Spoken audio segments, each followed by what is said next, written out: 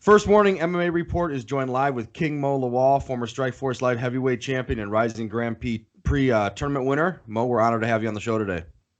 Hey, thanks for having me, man. Definitely. As always, we want to take this opportunity to thank our sponsors, Heidledge Masonry, Andy Mack Sports Fishing Guide and Service, Jackson's Yard Care, and Kiss My Fist Medco, the absolute hardest hitting edibles on the planet. Mo, what's going on with you? You're recently retired, and we're following you on Instagram, and it seems like you've been real busy at American Top Team. Man, it's been coaching, helping people with their technique, and chilling and doing my pro wrestling thing. That's about it. Yeah, how's the pro wrestling going? It's coming, man. I'm enjoying it. You know what I'm saying? It's not as easy as everybody thinks it is, but it's fun though. Yeah, you've been a wrestling fan for quite some time, right? Yeah, I grew up, watching pro wrestling, WCW, NWA first. You know what I'm saying? Then WCW, now AEW. Okay. And MLW. Never the WWF fan back in the day, huh? It was cool. They had some good wrestlers, but I don't know. It's too much. Not enough action for me. Right. So I saw today that you and Dean Thomas have started on something on Instagram called The Firm. Tell us a little about that. It's our thing. We just pretty much kick and fight knowledge.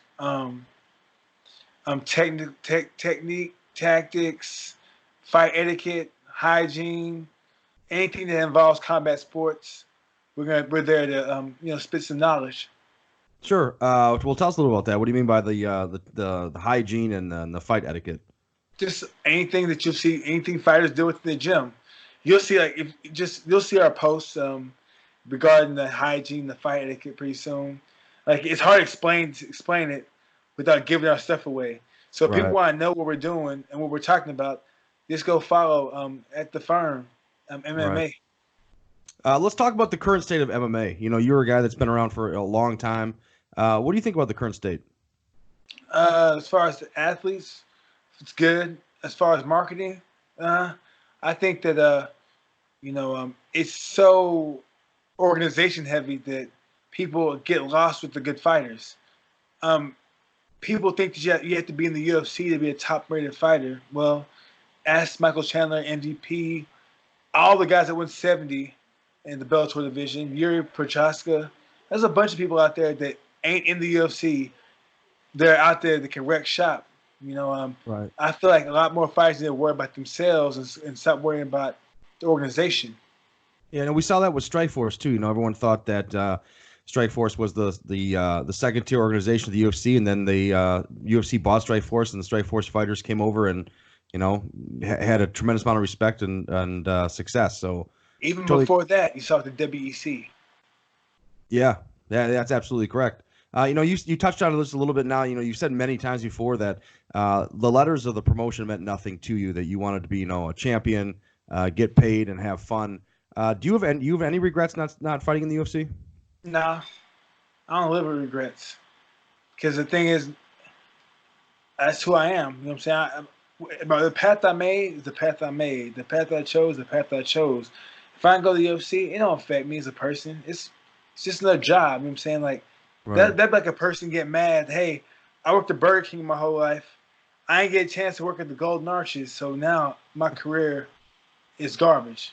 Like, right. Come on. Yeah, no, that makes a lot of sense.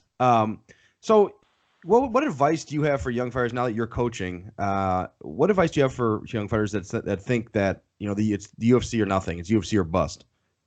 It's like this. If that's how you feel, it's how you feel. My thing is, if you're a fighter, you want to get to where you want to get to, just keep winning. Fuck an organization. Just keep winning. Because regardless if you keep winning, the organization you want to go to will sign you. If you're undefeated out there and you're wrecking shop, you're submitting people, knocking people out, not going to a decision, and your fights are exciting, everybody's going to want you. If everybody wants you, you can pick and choose who you want to sign with.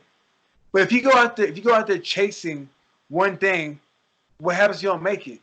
It's just like a dude. When you're young, up and coming, and you're fresh, and you're young, you're feeling good, you're chasing multiple females. You're talking to multiple females. You're not putting all your eggs in one basket. You know what I'm saying? Right. I feel like the main thing about MMA is everybody's like, everybody says, "Oh, I want to be great." Yes, be great, but when it's all said and done, you want to be paid too, because there are many great fighters out there that are broke. You don't want to be one of them. You know what I'm saying? Right. You want to be in the game. You got the game with something. Your wits, your speech. You know what I'm saying? Your ability to walk and your ability to live a comfortable life. And some people, the way they're going, might not get there. That makes a lot of sense. Talk to us a little about your experience with contracts and fighter pay in different organizations. Obviously, you've been with Strikeforce, Bellator, Rizin. Share with us your thoughts on that. More than anything, when it comes down to contracts, that's a touchy situation, touchy subject, because that comes down to your management.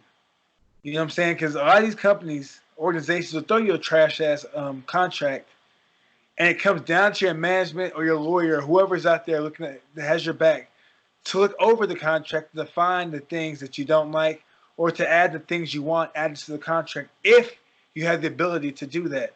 Some people, when you first get signed to an organization, if you don't have that name, you just got to take what they give you. Now, let's say you're Justin Gaethje or Eddie Alvarez. When they came, they had a little name, had a little following, had some power. Right. And I'm pretty sure their contracts were a lot different than everybody else's. Eddie Alvarez could have been in the UFC a long time ago, but he made money in Rizin, Dream, Bodog, Bellator, and now finally the UFC. Now Win FC. He's made money everywhere. You know what I'm saying? Just don't settle for one place. Go try to chase all the money down that you can. That's how I see it. Right. You and I have had many private conversations where you talk about fighters rushing to try and get to the next level. What's your opinion on guys, saying, I'm 5-0, 6-0, I should be, in the Bellator, I should be in the UFC. Talk to us a little about that. And you're 5-0, you're 6-0, you should be getting more fights and try and get to 10-0. Get your experience up, because 5-0 is nothing, especially if you're fighting bums and you're running through guys that can't give you can't push you. It happens all the time. Guys undefeated, they're beating bums, beating guys they should run through. Then they face a guy or a man or a female. They face somebody that can handle what you just shout. Then what you gonna do? Yeah. So if you make it to that next level and then you go on a losing streak, say you lose 2 or 3 in a row and you get cut, how hard is it to get back to the promotion? It's hard, because when you get brought in, people will bring you in as an opponent.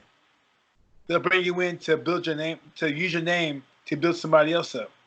Right. So you might get thrown in someplace, beat a guy, get a bad decision, or just get cheated. Or you might be a guy and say you win. Everybody else be like, well, that guy was only 5-0. You know what I'm saying? Like, you should have beat him because he didn't have the experience. So pretty much, sometimes you tend to get put in a no-win situation. So, you and I obviously talk a lot. I had made a status on my Facebook a few months back after the Nate Diaz fight, and I said something about the athletic commission not doing their job or cheating the fans out of the fights, and you were very vocal on that post. What's your opinion on guys like myself and other fight fans out here that are judgmental on fighter stoppages that have never competed before? Okay, well, go Google Pritchard Cologne. I was about to make a post about this. Magomed Abdulsalamov. I have a friend named Brian Vera. He fought Andy Lee in Atlantic City, I think back in 2011, 2012. Sure. I went to go watch one of them years, maybe 2013. I remember some guys sitting there in Atlanta, and one guy knew me because he's friends with Jeff Mailer. His name's Kenny Badass. Good trainer. And I was like, hey, coach, who y'all here? Who y'all here with? He's like, oh, it's just us two. I was like, where y'all from? We're from Atlanta. Oh, that's cool. Who y'all fighting? He said, Magomed Abdulsalamov.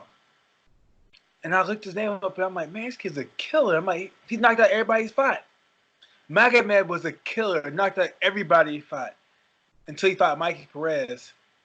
He lost a 10-round decision, and after that, he was never the same again. You know what I'm saying? Like, in a wheelchair, his life's changed. Yeah, it's different. Like, if you're watching the spectacle, you're watching the fight, and you've seen a guy get beat up, but he's still there getting beat up. It's easy to be like, oh, The referee should stop that fight 'cause he's still there, but you're not in his body getting beat up.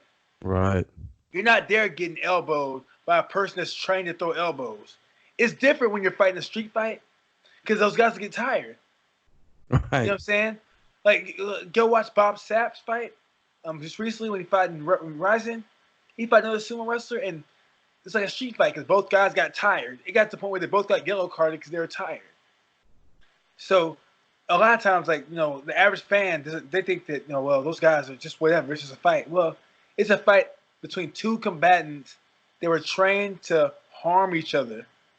Right. So sometimes we learn how to protect ourselves to the base of our abilities, so we won't get stopped. But in actuality, we're still getting damaged, still facing damage. Every cut, every kick, every knee to the head rings your bell. You know what I'm saying? So who knows how much time, how much of Diaz's life timeline is gotten rewinded. You know what I'm saying? Shortened up because he took some damage in that fight, man. The fight was not competitive whatsoever. Right. Well, what's your advice to fighters that are looking at their social media and reading the posts? I know that I've spent time looking at your Instagram and I've seen some of the negative comments, especially racial comments that people have dropped. How do you block that out as a fighter? Time. Because when I first started fighting, I was like, fuck that. I was fighting everybody back, posting back. And then I realized, like, regardless of what you do, people are always going to hate. It don't matter what you do. Right. I could donate $1 million to the homeless, and somebody could talk shit, be like, well, why don't you donate $1 million to the animals? Or why don't you do this? It's easy to donate money. Why don't you use your time and get your hands dirty? People always say something. Right. It makes no difference what you do. Right. Your career is a storied one. Obviously, you reached the highest levels. We talked about some of the injuries and recovery. Tell us about what's been helping you recover and especially recently. Oh, marijuana. I smoke a lot of weed. I eat it. It's helped me, man. I've had so many surgeries. You understand, like, I'm in pain sometimes just walking. From all the years of wrestling, all the years of fighting and training people, they're training with people that are bigger than me. Took its toll, man, but marijuana's helped. I don't take no pain pills. I just smoke. You know what I'm saying? Right. That's it. You were taking, you had cortisone shots that you said weren't doing anything, right? Yeah, when I fought Quentin, second time, I got 2 cortisone shots in my head within a 3-day span. And it didn't help? Hell no, it did nothing. But you know what helped? An edible, a Kroger Black Bar. I ate it. It's 1,000 milligrams. Ate that thing. I was high for like a day and a half, but I felt no pain. Yeah. Yeah. Well, that's interesting. Going back to what we were talking about earlier with your retirement, tell us about some of the guys that you're working with at ATT and who you're excited about. I'm excited about everybody I work with. Got a girl named Jamie Driver. She's the truth. We're getting her back on track with the career. Maria Agrapova. We're going to go to Victor, the rec shop there. My boy, Erdem Alchebek, 205er, record shop. He's coming back to the gym soon. Ricky Bandejas, it's my boy. He's a killer. Felipe, there are a lot of guys at the gym. Not only do I work with them, but there's some guys that give advice to. A guy named Sal. He's up and coming guy. Danny Sabatello, up and coming guy. He just took a loss, but he'll be back. He fought a guy with more experience. He fought a guy he's 8-4, but he had 12 fights. And he had the title of Titan. Well, Danny, I think it was 6-0, and it was his first 5-round fight. You know what I'm saying? He gassed out in the third, but that time's what closes the gap sometimes. How important is that in selecting the right opponent? Say you're 5-0, 6-0. How important is that? Talk to us a little about that. I mean, is it if you fight a guy that's 4-12 versus a guy that's 7-0 himself? I wouldn't say it's all about records. I'd say it's about how they can help you grow as a fighter. So let's say, for instance, I got you as a fighter, right? And we know you're okay as a boxer, okay as a grappler. But so what I do is, all right, you know what? First fight, let's face another striker. They can't wrestle, so we'll mix it up, take him down, submit him. Second fight, let's get a grappler that can't strike. So you know what? We'll sprawl and brawl on his ass to stop him. Then after that, you will get a guy that's a kicker. We can submit a guy that's a Muay Thai guy that can wrestle. So you want to see all sorts of combinations. Right. So when it's time for you to get to a title fight, you see it all, or seeing all that you can see that can help you get the experience to get you past them 5 rounds to get that belt. Yeah.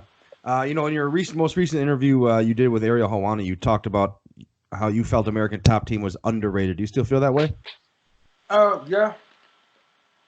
Yeah. Very underrated. Why do you feel that way? You don't hear about the guys we have that are up and coming. You hear about the guys in the UFC, Bellator, whatever. But you don't hear about the guys that we have that help make them champions. Sure. It's not just the coaches.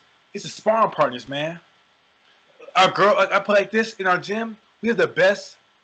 If you're a female fighter, the best gym to be for female fighters is ATT. Wow, why do you say that? Amanda Ribas, Kayla Harrison, Nina Ansarov, Kayla Racho. We also have Amanda Nunez. We have a bunch of girls. Tisha Torres comes through. We have like girls from all over the world. Mara, she's fighting soon. So we have like every weight class we have a red girl there, pretty much. Right. Joanna, I forgot Joanna Champion. She's there too. She just came back yesterday. Yeah, she's going to be fighting for the title again, right? Yep. She's going to win the title. She'll get back. That's exciting. Let me ask you something. I know that it's questions that are asked up here a lot. Obviously, right now, that's real hot in MMA. We have Colby Covington, Jorge Masvidal, who are American Top Team guys. Is that beef real at the gym or no? Well, honestly, I don't know. I've seen Colby there. I'm pretty sure there's some beef to it, but deep down inside, they were boys. I remember them like, they were boys, man. Sandbag Productions is the Sandbag Boys. They used to roll deep, see them all the ways together. Now it's weird seeing them like at odds, but that happens when you have two guys who are successful vying for that number 1 spot. Do you think Masvidal is correct in being willing to pass up a title fight with Usman to have a fight with Conor? I don't know. If you're chasing the money, yeah. If you're chasing the belt, no. How about yourself? Do you feel the itch at all? I mean, do you see yourself ever coming back? Nope, I'm done. You're done? I've been competing since I was 16. Right. Like, I'm all right. I'm in like, it's cool. I don't get hyped up for it no more.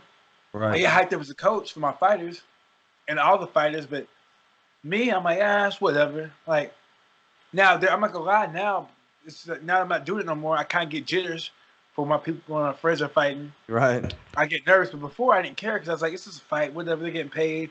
And I didn't care because I was in it. Now that I'm not in it no more, it's a little different. Is there anyone that you didn't fight that you wish you could have? Fedor, whoever. I was open to fighting anybody. Fedor. That'd be a good name. That would have been a phenomenal fight. Listen, Mo, we were honored to have you on the show today. We're running out of time right now. You're definitely someone we want to get back on the show. Do you have any sponsors that you want to give a shout out to, or let the fans know they can find you on Instagram? Nah, but next time on the show, we'll talk about how I got started in MMA, because I don't think I really told you how I did, but I started off as a coach. But we'll go to that. We'll record next week. All right, sounds good, man. I appreciate it. The other thing I want to do is I want to get you on one of those the Fight IQ with King Mo. I want to show you a regional scene fight from up here and have you break it down. Okay, I can do that. And as well, y'all follow the Firm MMA. If you want to learn about fighting, because that's pretty much me and Dean Thomas. Thiago's gonna be involved too, but it's mainly me and Dean Thomas. So, like, Dean has been in the game for a long time. I've been around the game and in the game for a long time. Yeah, and you guys will hear my story. You know what I'm saying? Awesome. With you next week. Yeah, that's awesome, man. I appreciate it, man. What do you got planned for the rest of the day? Anything cool? Jordan Young, actually 23 Savage, his new name, coming over. We finna do some bodywork exercises, watch some film. And that's what I did. Watch TV, smoke some. Yeah, that's what's up. All right, man. Well, I appreciate it, man. I'll hit you up next week. Hey, thanks for having me on the show, man. You're not that bad, though. I thought you gave me some trash, but you surprised me, man. You're pretty good. Man, I appreciate that, man. One day I want to hear the this ain't a media outlet unless the boy Peter Johannes is here, like you did for Ariel back in the day. Ariel, yeah. Oh, one last thing. Yeah. Your microphone needs to be sterilized. If you had Raphael Stotts on here with his stink ass breath, I'm pretty sure your microphone's damaged. I'll make sure. Smell bad. Well, I'll make sure to sterilize it, man. That's hilarious. All right, man. I appreciate it, Mo. All right, man. Thanks for having me on. You bet.